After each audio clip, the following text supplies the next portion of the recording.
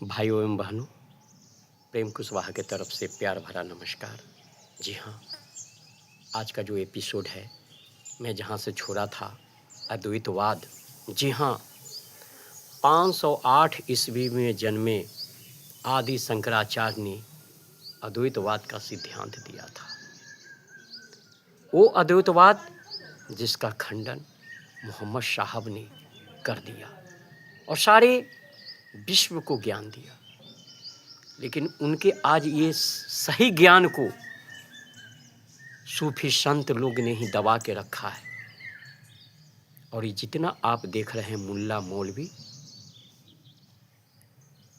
उनके नाम पर, उनके गलत ज्ञान पर अपना उल्लू सीधा कर रहा है और लोगों को बरगला रहा है और लोग उस पर चल रहे हैं। लेकिन आज जो मुसलमानों में जो ज्ञान प्राप्त है वो मोहम्मद साहब का नहीं है।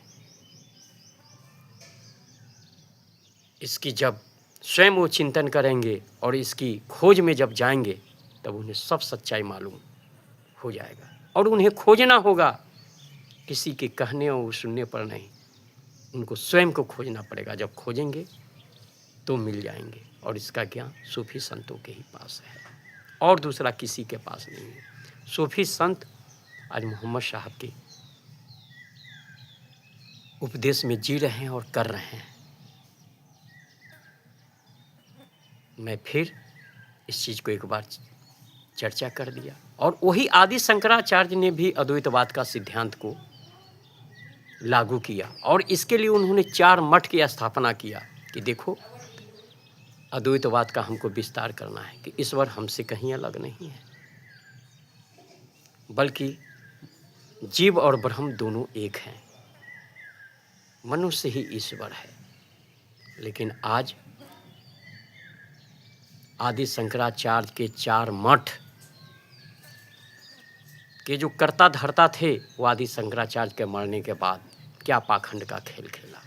उसने मूर्ति पूजा, अनेक ऐसे कुरीतियों को लागू कर दिया जो मनुष्य आज तक कर रहे हैं।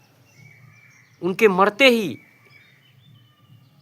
चारों मठ के लोग अद्वैतवाद को भुला दिया और द्वैतवाद का सिद्धांत लागू कर दिया। द्वैतवाद मतलब ईश्वर अलग है, जीव अलग है, ब्रह्म अलग है। देखिए कैसे खंडित कर दिया कि तुम्हें ईश्वर को पाना है तो तुम्हें जप तप करना पड़ेगा और उसके लिए हम जैसे ही लोग उपयुक्त हैं।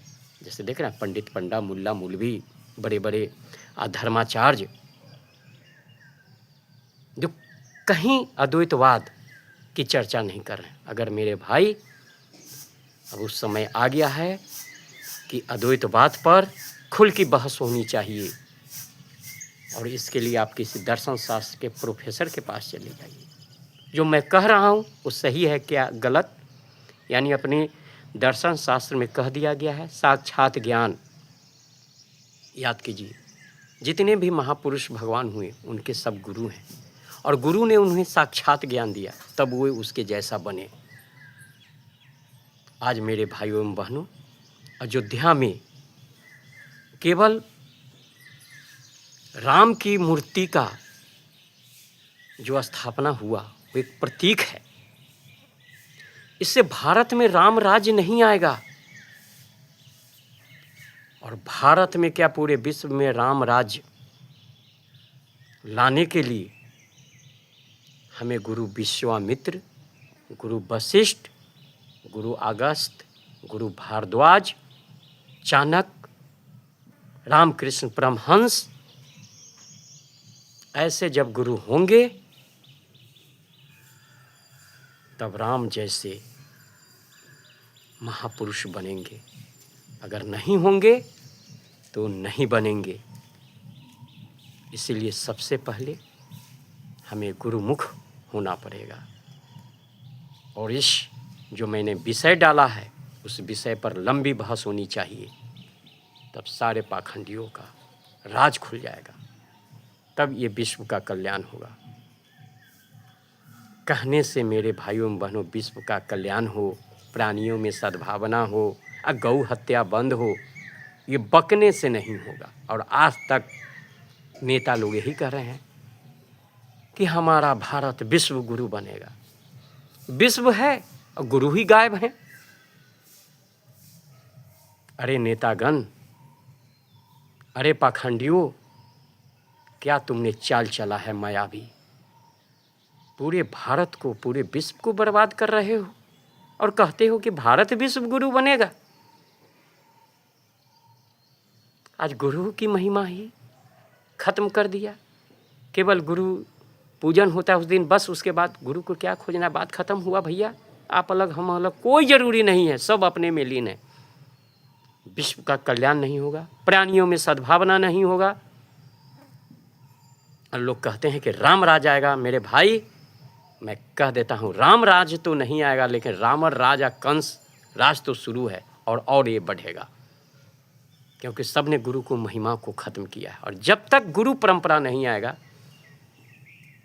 तब तक कोई राम राज, कृष्ण राज, विवेकानंद जी का राज, चंद्रगुप्त का मौर्य का राज, मोहम्मद साहब का राज, ईसा मसीह का राज,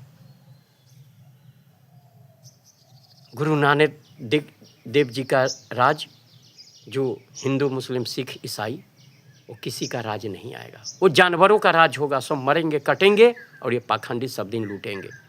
और याद रखें मेरे भाइयों बहनों, इस विश्व को दो ही आदमी लूटेगा, एक धर्म के धंधेबाज और दूसरा राजनीति के धंधेबाज। ये कर रहे हैं, हो रहा है और देख लीजिए। इसलिए मेरे भाइयों बहनों, सावधान हो जाइए।